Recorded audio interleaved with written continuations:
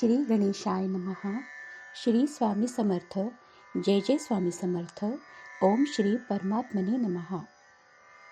आज आपण इथं सेवेसाठी संत हरिदासी यांचा एक अभंग घेतलेला आहे.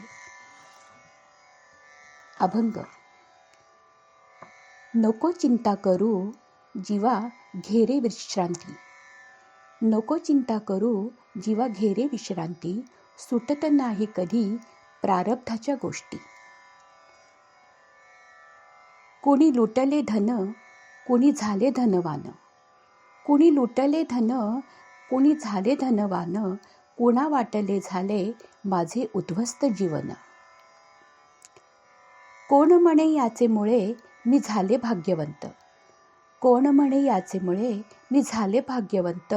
कोण म्हणे याचे मुळे माझे जीवन कलंकित. परी हे सर्व वोखटे गे माये. परी हे सर्व वोखटे ग माये. पूर्वसंचित आपुले उभा पुढे राहे. हरिदासी म्हणे कोण कोणाचा शतरू. हरिदासी म्हणे कोण कोणाचा शतरू.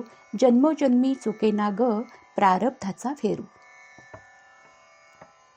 सारांश. इथे हरिदासी जीवनाचे कटू सत्य समोर आणतात.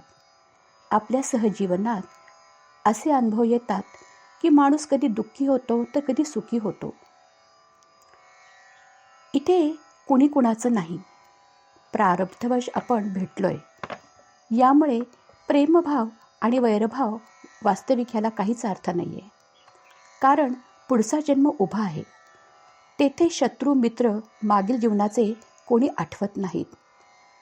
फक्त आपले कर्मच आपल्यासोबत येते आणि त्याचे चांगले वाईट परिणाम हे आपल्याला दिसत असतात. अर्थ. हरिदासी म्हणतात की हे जीवा किती दुःख करशील, किती त्रागा करशील. अरे जरा विश्रांती घे. कुणाचे जन्मभर कमवलेले धन इथे लुटले गेले तर कोणी अचानक धनवान बनले. हे बदल केवळ अनाकलनीय आहेत. कुणाला वाटते एखादी व्यक्ती आपल्या आयुष्यात आली आणि माझं भाग्य उजळलं, तर दुसऱ्या कुणाला वाटते याच्यामुळे माझं जीवन उद्ध्वस्त झालं. वास्तविक हे सर्व कर्माचे खेळ चालू असतात.